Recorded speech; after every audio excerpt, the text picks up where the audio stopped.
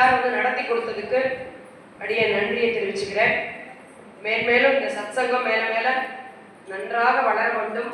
இந்த வேலூரிலே இவ்வளவு தூரம் ஒரு கமிட்டி ஃபார்ம் பண்ணி மார்கழி மாசத்துல இப்படி ஒரு உற்சவம் நடத்துறான்னா அவளுக்கு எல்லாரும் நீங்க சப்போர்ட்டா இருக்கணும். எல்லாரும் சேர்ந்து அவளால முடிஞ்ச நிதி உதவிகளை செய்ய வேண்டும்.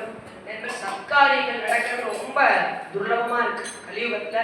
இந்த மாதிரி சத்காரியங்கள் வைக்கும் பொழுதுதான் இன்னும் வளர போற இந்த குழந்தைகள், நிறைய குழந்தைகள் வந்து பார்த்தேன்.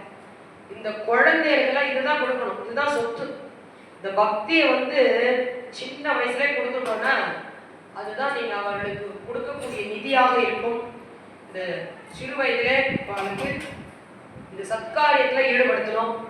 மேல மேல இங்க எல்லா கைங்கரியங்கள்லாம் நடக்கணும். எல்லோரும் சேர்ந்து என்னென்ன முடியுமோ நிதி உதவிகளை செய்வோம். இந்த மாதிரி செல்வங்களை வந்து நல்ல விஷயத்துக்கு பயன்படுத்தும் பொழுது மேல மேல இந்த செல்வம் வந்து உங்களுக்கு விருத்தி ஆகும். பகவான் வந்து பிரத்யட்சமா அதை நடத்தி கொடுப்பான். நீங்க 10 ரூபாய்க்கு செஞ்செல்லாம் ஒரு 100 ரூபாய் வேற வழியில வந்துடும். அது வந்து நீங்க அனுபவபூர்வமா சொல்றேன். நீங்க 100 ரூபாய் கொடுத்து பாருங்க, 1000 ரூபாய் வந்துடும்.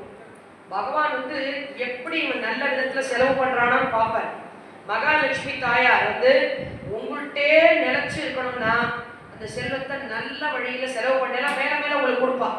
ஏன்னா நீ நல்ல விஷயத்துக்கு கொடுக்குற இல்லையா, அதனால உனக்கு செல்வத்தை நான் உனக்கு கொடுக்குறேன் அப்படின்னு மேல மேல மேல செய்வா. நல்ல ஒரு ஆரோக்கியம், ஆயுள் ஆரோக்கியத்தோட இருப்போம்.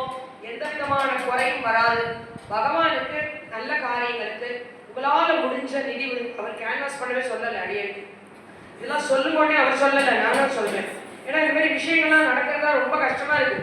அது இந்த ஊர்ல வந்து இவ்வளவு தூரம் ஏற்பாடு பண்ணி 30 நாள் நடக்கிறது சாதாரண விஷயம் இல்லை. ஆனால் எல்லோரும் சேர்ந்து அவருக்கு என்னென்ன நிதி உதவிகளை பண்ணணுமோ பண்ணுங்கோ. இதை பண்ணினால்தான் மேல மேல நீங்காத செல்வம் நிறைந்துன்னு ஆண்டாள் சொல்றான். அப்படி நீங்காத செல்வம் நிறைந்து இருக்கும் எல்லோருக்கும். அதனால அவசியம் இந்த நல்ல காரியத்துல எல்லாரும் கலந்து போவோம். ஏதோ நான் எல்லாரும் தெரிஞ்சது, ஏதோ அடியனுக்கும் தெரிஞ்சதை இந்த இடத்துல விண்ணப்பம் பண்ணினேன். குற்றம் குறைகள் இருந்தால் எல்லோரும் மன்னிக்க வேண்டும். மேல மேல இந்த சத்சங்கம் நடக்கணும்னு க்ஷமிக்க